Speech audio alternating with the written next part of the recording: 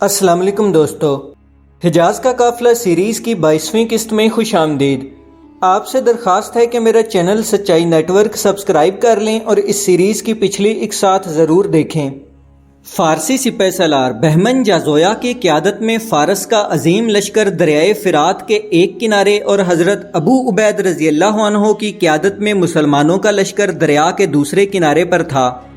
مسلمان سالاروں حضرت مثنی بن حارثہ، حضرت سلیط بن قیس اور حضرت سعد بن عبید نے حضرت ابو عبید رضی اللہ عنہ کو سمجھانے کی کوشش کی کہ ہمارا دریا عبور کر کے دوسری طرف جانا خطرناک ہے، کیونکہ فارسی لشکر نے دریا کے دوسرے کنارے پر میدان جنگ میں ہمارے لڑنے کے لیے بہت تنگ جگہ چھوڑی ہے۔ ہمیں فارسیوں کو دریا کے اس طرف آنے دینا چاہیے، ورنہ ہم جال میں پھنس جائیں گے۔ مگر حضرت ابو عبید رضی اللہ عنہ کی غیرت نے گوارا نہ کیا کہ وہ دشمن کے سامنے کمزوری کا مظاہرہ کریں۔ حضرت ابو عبید نے اسلامی لشکر کے ساتھ دریا کے دوسری طرف جانے کا فیصلہ کر لیا۔ مسلمانوں نے ابھی کشتیوں کا پل پار بھی نہیں کیا تھا کہ فارسی لشکر نے حملہ کر دیا، اور وہ جگہ جو مسلمانوں کے لیے پہلے ہی ناکافی تھی آن کی آن میں اس قدر تنگ ہو گئی کہ مسلمانوں کی اگلی صفیں دشمن کی تیروں کی زد میں آ گئیں۔ مسلمان گھڑ سواروں کے لیے اتنی جگہ بھی نہ تھی کہ وہ گھوڑوں کو گھما پھرا کر لڑ سکیں۔ چونکہ فارسیوں نے مسلمانوں کے ترتیب میں آنے سے پہلے ہی حملہ کر دیا تھا، اس لیے مجاہدین بے ترتیب ہجوم بن کر رہ چکے تھے۔ 300 جنگی ہاتھی جن کی وزنی گھنٹیوں سے ایک مہیب شور پیدا ہو رہا تھا، چنگاڑتے ہوئے آگے بڑھے۔ مسلمانوں میں زیادہ تر مجاہدین ایسے تھے جنہوں نے ہاتھی زندگی میں پہلی بار دیکھا تھا۔ مسلمانوں کے گھوڑے ان مہیب چٹانوں کو دیکھ کر بدک جاتے اور قابو میں نہ آتے، اور وہ ہاتھیوں سے بدک کر واپس اپنی ہی صفوں میں تباہی مچا رہے تھے۔ مسلمانوں کے سامنے ہاتھیوں کی دیوار تھی اور پیچھے دریا۔ اس کے ساتھ ہی مسلمانوں کے دائیں اور بائیں طرف موجود صفوں پر ایرانی سواروں کے حملوں میں اضافہ ہو رہا تھا۔ مسلمان اس تنگ میدان جنگ میں اس قدر سمٹ چکے تھے کہ ان کے لیے صرف کھڑے ہونے کی جگہ رہ گئی تھی۔ اچانک حضرت ابو عبید اور حضرت مثنی بن حارثہ نے اللہ اکبر کا نعرہ بلند کیا اور آگے بڑھ کر ہاتھیوں پر حملہ کر دیا۔ مجاہدین نے بھی اپنے سالاروں کی پیروی کی اور فارسی لشکر پر ٹوٹ پڑے۔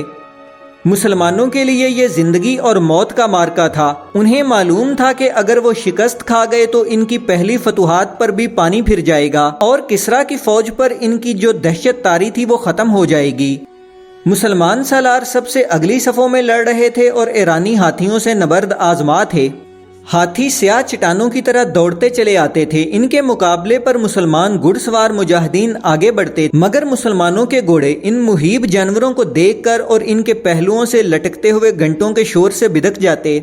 مسلمان سوار پیچھے ہٹ کر ترتیب میں آ سکتے تھے، مگر پیچھے دریا تھا اور مسلمانوں کے پاس اتنی جگہ موجود نہ تھی، اس لیے مجاہدین کی ترتیب بالکل بکھر چکی تھی۔ فارسیوں کے گھوڑے ہاتھیوں اور ان کے شور سے پہلے سے مانوس تھے، مگر مسلمانوں کے گھوڑوں نے ہاتھی پہلی بار دیکھے تھے۔ اسلامی لشکر کے سپہ سالار حضرت ابو عبید رضی اللہ عنہ کو اپنی غلطی کا احساس ہو چکا تھا کہ انہیں باقی سالاروں کی بات مان کر دریا کے پار نہیں آنا چاہیے تھا۔ حضرت ابو عبید رضی اللہ عنہ اپنی غلطی کا کفارہ ادا کرنے کی کوشش کر رہے تھے، اس لیے وہ بار بار ہاتھیوں پر حملہ کرتے، مگر ان کا گھوڑا ان کا ساتھ نہ دیتا۔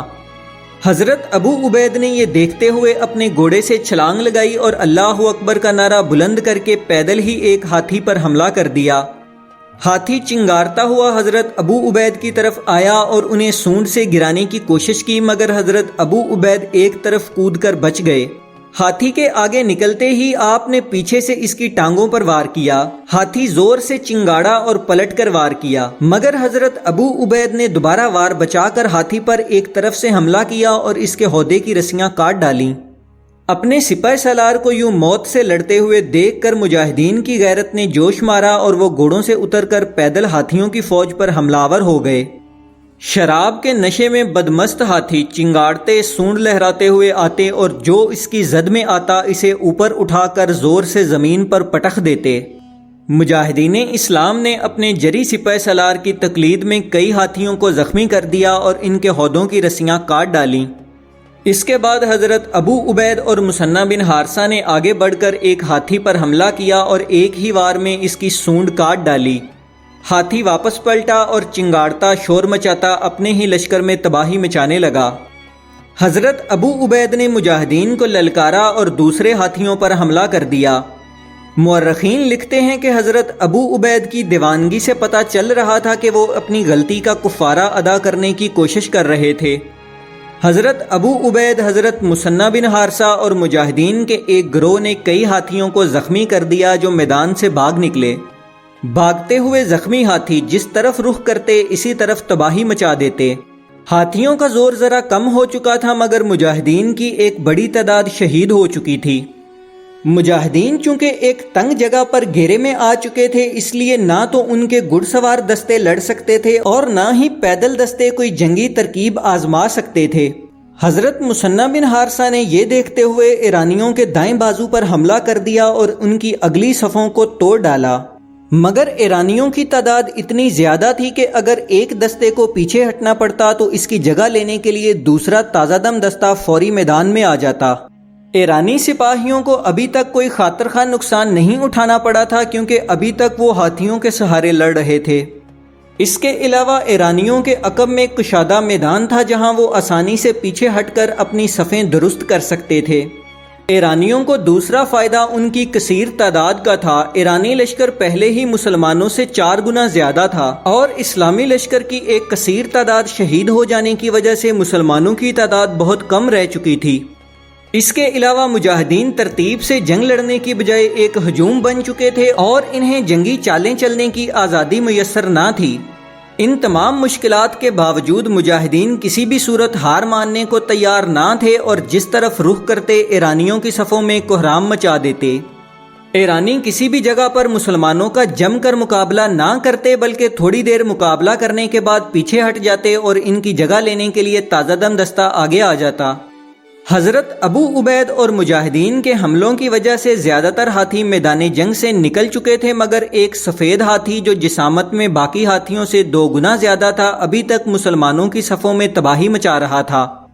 سفید رنگ کا یہ کو پیکر ہاتھی چنگاڑتا اور سونڈ گماتا ہوا آگے بڑھ رہا تھا اور اس کی ہیبت کا یہ عالم تھا کہ کوئی دوسرا ہاتھی بھی اس کے قریب نہیں آتا تھا۔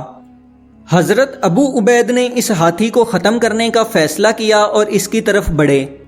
ہاتھی قریب آیا تو حضرت ابو عبید رضی اللہ عنہ نے اللہ اکبر کا نعرہ بلند کر کے اپنی تلوار سے اس کی سونڈ پر حملہ کر دیا۔ حضرت ابو عبید رضی اللہ عنہ اور اس کو پیکر اور مہیب جنگی ہاتھی کے درمیان مارکے کی تفصیل انشاءاللہ اگلی قسط میں بیان کی جائے گی۔ آپ سے درخواست ہے کہ ابھی تک اگر میرا چینل سبسکرائب نہیں کیا تو سچائی نیٹ ورک کو سبسکرائب کر لیں اور میرے چینل پر موجود اس سیریز کی پچھلی 1 ساتھ ضرور دیکھیں۔ اللہ ہم سب کا حامی و ناصر ہو، آمین۔